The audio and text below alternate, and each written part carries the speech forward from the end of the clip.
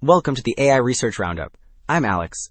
Today, we're looking at a paper from the Hugging Face trending list, published on August 2nd, 2025, so about 5 days ago. This paper argues that chain-of-thought reasoning is a brittle mirage, finding that a model's performance can plummet from 100% accuracy on familiar tasks, down to just 0.01% when asked to combine concepts in new ways. The paper is titled, "Is Chain-of-Thought Reasoning of LLMs a Mirage?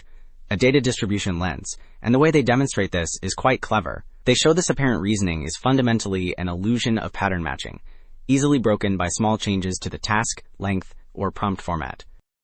Also, the authors shared their GitHub repository for this work. You'll find a detailed breakdown of their DataAlchemy framework, which is the controlled environment they built for these experiments. The full code release is noted as coming soon, so definitely keep an eye on that. So this first figure really visualizes the core idea. The central diagram shows the model's training data as a safe, known space, a blue cube, but the test cases are pushed outside of that space along 3 dimensions: the task, the length of the problem, and the format of the prompt. The smaller plots then show this gap, or what's called a distributional discrepancy, where the testing data distribution doesn't match the training data distribution. This mismatch is what causes the model's reasoning to fail. Alright, so to test this systematically, the authors created their DataAlchemy environment. On the left here, you can see the basic setup. They define atoms as the letters A through Z. These atoms then form elements, which are just sequences of letters, like the word apple. Then, they define 2 simple transformations on these elements. For example, a rot transformation shifts each letter, so apple becomes NCCYR. And a cyclic position shift moves the letters' positions, turning apple into EAP pages L. This lets them control the data very precisely. This table then details the results for generalizing to new transformations, and the findings are really stark. When the model is tested on an in-distribution task, one it saw during training, it gets a perfect 100% exact match. But as soon as you move to the composition scenario, which just involves combining familiar transformations in a new way, performance collapses to 0.01%.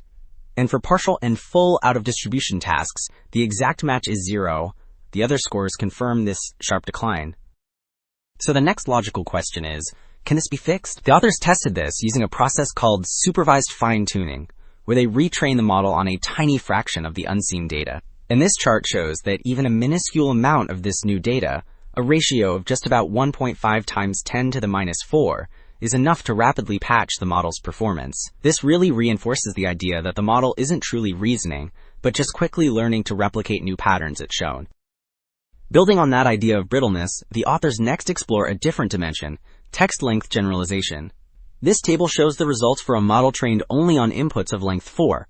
As you can see, for that specific length, the model achieves a perfect 100% exact match. But for any other length, whether shorter or longer, the exact match score plummets to 0. The other metrics, like the BLEU score, also show a significant drop, highlighting the model's inability to generalize beyond the exact training length.